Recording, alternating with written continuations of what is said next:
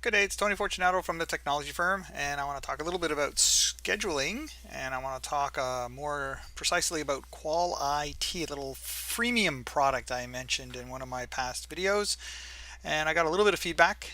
People wanted to know what my favorite thing was to do with it, which is scheduling. They said the screen wasn't that obvious, and if I could just quickly cover that. And I said, sure, why not? So let's start with the basics, the what and the whys. So Qual'It Freemium is a free application you can download from this URL, which I will include in the write-up and in the YouTube video description. And it comes in two pieces. You have a console and you have an agent. And actually with the freemium version, you can use two agents. So the agents can either do things between themselves or they can go out to the internet. In this example, I'm going to schedule them to go out to YouTube. So why is scheduling so important, right? Simple. The chances of you testing and catching a problem is very slim, especially an intermittent or random issue. And we've all been there, right? So the problem is supposed to be there, you get there, you start testing, and there's no problem. Or every time you test, there is no issue, and then you go away and they complain again. So having the ability to set a schedule with your tool is very valuable because you can see after-hour patterns you normally wouldn't see, and you can try to determine if there's a correlation with other events, right? So is the backups affecting performance? Is it quarter end or year end, some sort of business cycle, that kind of thing. So you can find out what impact that has. Oh, a good one. The World Cup was just, well, not just, it was a couple of months ago. And of course, I'm sure a lot of corporate networks in general were being stressed because people were watching the game online. You can also document what slow means and what baseline values are normal. So that's a big plus because when some tools ask you what is your response time, what is your latency, what is your retransmission rate, the answer is usually I don't know, or you start to say I think, or it should be, and then this will actually give you a proper number to work with. So from the console, after you install all this stuff, it's on the previous video, so I'm not going to cover all that. So right now I'm assuming everything's running, and from the console you log in, and basically you add a test. This is where you define the test that you will use in the schedule. So it's two parts. The first part is create your test. The second part is to set a schedule. So this is the first part. We go to tests, test management, add a test. This screen appears, and I'm going to call it YouTube test.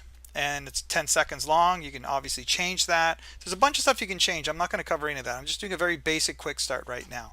There's the IP of my agent, right? And I said you can have up to two of them, right? So there's my agent, and the service is going to be YouTube, and it's a web application. And they use that for the thresholds to tell you if it's a pass or a fail. So now we're going to schedule an actual test. And to do that, we go to Tests, Scheduler Management, Schedule a Test, and then this appears here.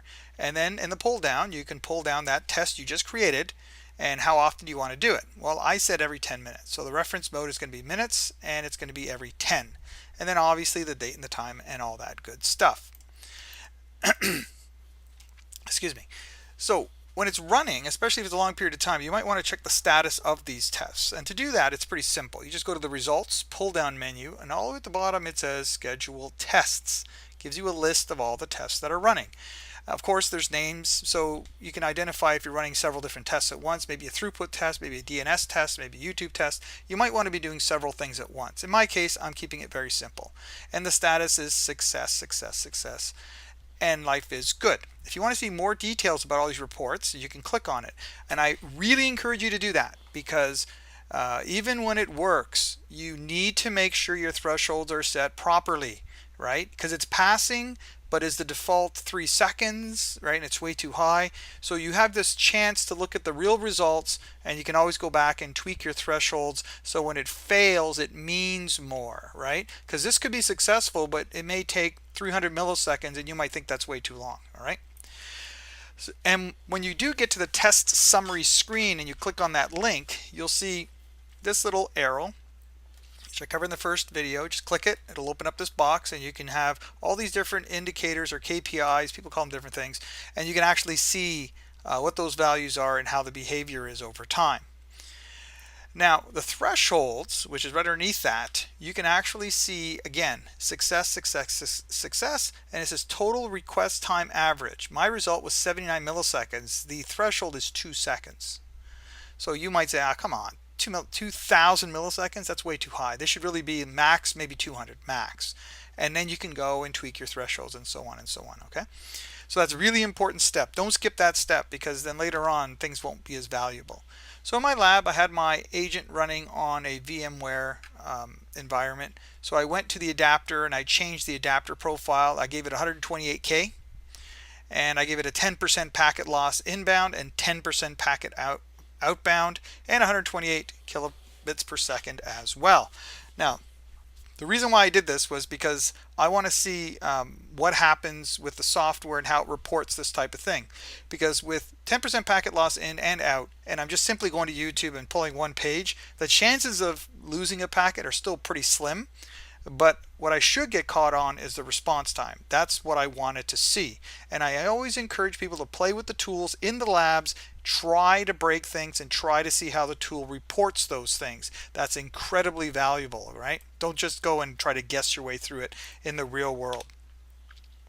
So now my new results are fail, fail, success, success, and so on and so on and so on. So this is what I expected, right? The first thing, I expected it more, a couple of fails, because before it was just all success. Well, if I go to the thresholds, because that's where I want to see where things broke, you'll see the retransmissions are 0, which again, I pretty well expected that. The DNS resolution time's 800 milliseconds, and the threshold is 100 milliseconds. So that means something now, you see. The total request time is 3.3 seconds. So even that 2000 milliseconds got tripped, which again, if that was set properly, it'd be a lot lower than that anyways. But this is going to tell you why. What are those values? Why is it failing? So in closing, you should really go ahead, go get the freemium version, throw it on a PC, try it out on your network, and you'll see in the test screens you can do everything from VoIP, traffic generation, and all sorts of other things. Hope that helped. Have a good day. Bye for now.